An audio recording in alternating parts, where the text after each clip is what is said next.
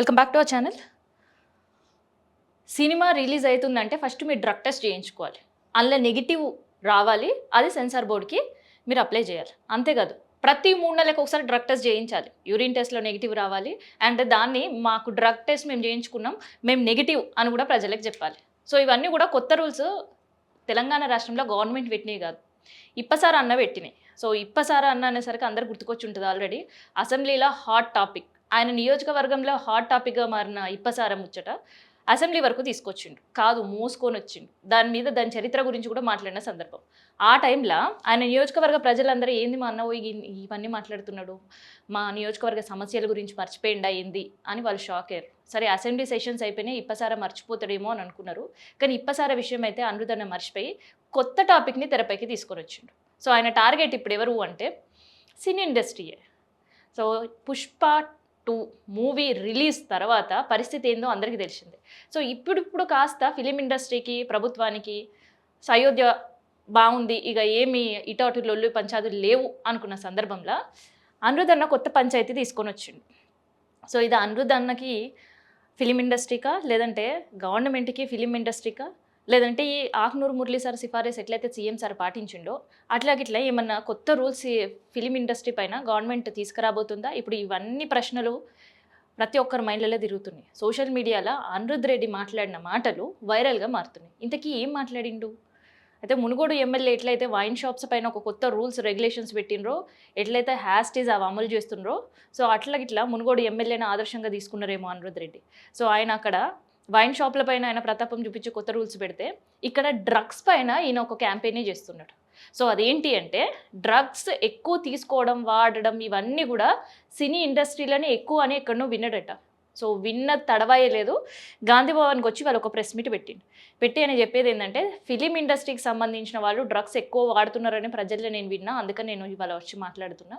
So అందుకని cinema release కంటే ముందే డ్రగ్ టెస్ట్ చేయించుకోవాలి, డ్రగ్ ఫ్రీ మేము డ్రగ్స్ వాడట్లేదు అని నిరూపించుకోవాలి.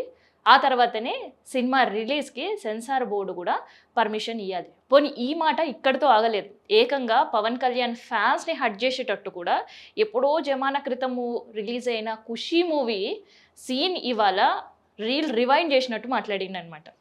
సో ఖుషీ మూవీలో పవన్ కళ్యాణ్ గారు ఎట్లా అయితే సారా ప్యాకెట్లు దండగ వేసుకొని ప్రజల సీన్స్ చేసిండో, సో అట్లాంటివన్నీ కూడా బ్యాన్ చేయాలి సెన్సార్ బోర్డు.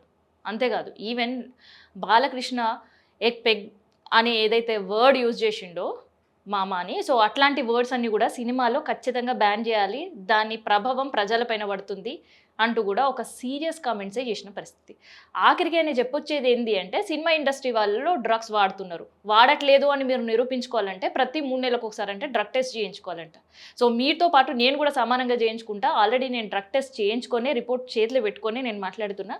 సో నేను డ్రగ్ ఫ్రీ, అందుకని మీరు కూడా డ్రగ్ ఫ్రీ ఉండాలి. ఎందుకంటే ప్రభుత్వాలు ఈగల్ టీం గట్టిగా స్ట్రాంగ్గా ఫామ్ చేసినాయి. కాకపోతే మొయినాబాద్ ఫామ్ హౌస్ కేసు విషయంలో ఫోన్స్ చేసి ఈగల్ టీం పైన ఒత్తిడి పెంచారు కాబట్టి వదిలేసే పరిస్థితికి వచ్చిందని. ఒక పక్క ఆయనే ఈగల్ టీం స్ట్రాంగ్ అంటున్నాడు, ఇంకో పక్క ఆయనే వీక్ అని ప్రభుత్వం గురించి విమర్శ చేసే పరిస్థితి. అండ్ దాంతోపాటు ఈగల్ టీం ఎంత స్ట్రాంగ్ ఉందో నిరూపియాలి అని అంటే ఖచ్చితంగా డ్రగ్ టెస్ట్ చేయించుకోవాల్సి సినిమా ఇండస్ట్రీ అని మాట్లాడుతున్నారు. అది ఇంతకీ నిజంగా డ్రగ్ సివియారిటీ తెలంగాణలో ఉంది అని అంటే ఈ ముచ్చట అనిరుద్ధ్ రెడ్డి నోటి నుంచి ట్రోల్స్ కోసమో, లేదంటే ఆయన మళ్ళీ పాపులర్ కావాలనో, లేదంటే సినిమా ఇండస్ట్రీ పైన బురదలు జల్లాలనో ఏది చేసిండో నాకు ఎరకలేదు. కానీ తెలంగాణలో 2017 నుంచే, అంటే గత బీఆర్ఎస్ హయాంలో నుంచే ఈ డ్రగ్స్ పైన ఒక పోరాటం సాగుతుంది. 2017లో ఏకంగా డ్రగ్ కంట్రోల్ చెయ్యాలి తెలంగాణలో అని అకున్ సబర్వాల్ అప్పట్లో ఐఏఎస్ అధికారిని నియమించడం జరిగింది. అండ్ ఫిలిం ఇండస్ట్రీ పైన వచ్చిన ఇట్లాంటి ఇష్యూస్తో ఏకంగా టెస్ట్ కూడా పిలవడం జరిగింది. అప్పట్లో దాదాపు ఈ కేసు చాలా సంచలనంగా మారింది. ఇక ఈ ఎపిసోడ్ దాదాపు 2.5 నెలలు గడిచిన ఎటువంటి రిజల్ట్ లేకుండానే కేసు ముగిసింది. దానికి కారణం ఏంటంటే అకున్ సబర్వాల్ సార్ని ఆ శాఖ నుంచి తప్పించడం.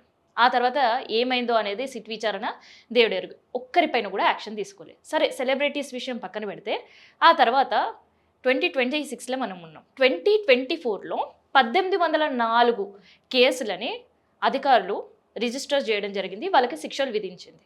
సో 2025లో వచ్చేసరికి ఈ డ్రగ్ కేసెస్ ఎంతగా పెరిగిపోయినాయి అంటే ఏకంగా అఫీషియల్ రికార్డుల ప్రకారమే 8,340 కేసులు రిజిస్టర్ అయిన పరిస్థితి. సో ఏ తీరుగా డ్రగ్స్ వాడకం అనేది తెలంగాణలో పెరుగుతుంది. అండ్ ప్రత్యేకంగా ఈగిల్ టీము మొయినాబాద్లో మాత్రమే చూసినాం. కానీ ఎక్కువ హైదరాబాద్లో ఉండే Cyberabad, hitech city, farm houses ఉండే మొయినాబాద్ ఈ డ్రగ్ కేసులకి అడ్డాగా మారుతుంది. సో ఇప్పటికే దాదాపు 1000కి పైగా కేసులు కూడా రిజిస్టర్ అయిన సిచ్యువేషన్. నాకు తెలిసి ఈ డాటా తీసుకొని అనిరుద్ధన్న మాట్లాడిందా, లేదంటే సినిమా ఇండస్ట్రీ వాళ్ళని ఫోకస్ చేయడం వల్ల మళ్ళీ ఇప్పసారా గురించి ఎట్లయితే ఫేమస్ అయ్యిండో సేమ్ మళ్ళీ అట్లాంటి ట్రోల్స్కి, మీమ్స్కి కేర్ ఆఫ్ అడ్రస్ అవ్వాలని చేసిండో తెలియదు. కానీ ఆయన చెప్పిన విషయం ఎంత నిజం ఉంది అనేది గత గణాంకాలు పెడుతున్నా కూడా అందులో 8,000 చిల్లర కేసులల్లో ఏ ఒక్క సెలబ్రిటీ ఉన్నట్టు అధికారులు అయితే ప్రకటించని పరిస్థితి.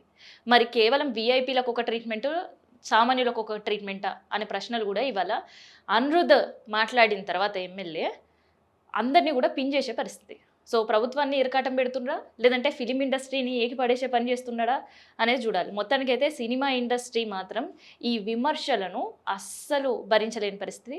ఒక పక్క సినిమాటోగ్రఫీ మంత్రికి కంప్లైంట్స్తో పాటు సీఎం దగ్గరికి వెళ్ళడానికి కూడా వెనకాడని సిచ్యువేషన్ అయితే కనిపిస్తుంది. సో మొత్తానికి నోరు జారి మాట్లాడిండా, లేదంటే ప్రజల్లోకి ఈ విషయం తీసుకెళ్లాలని మాట్లాడిండా తెలియదు. కానీ ఆయన చేసిన వ్యాఖ్యలు మాత్రం సినీ ఇండస్ట్రీ చాలా సీరియస్గా తీసుకునే పరిస్థితులు అయితే నెలకొన్నాయి.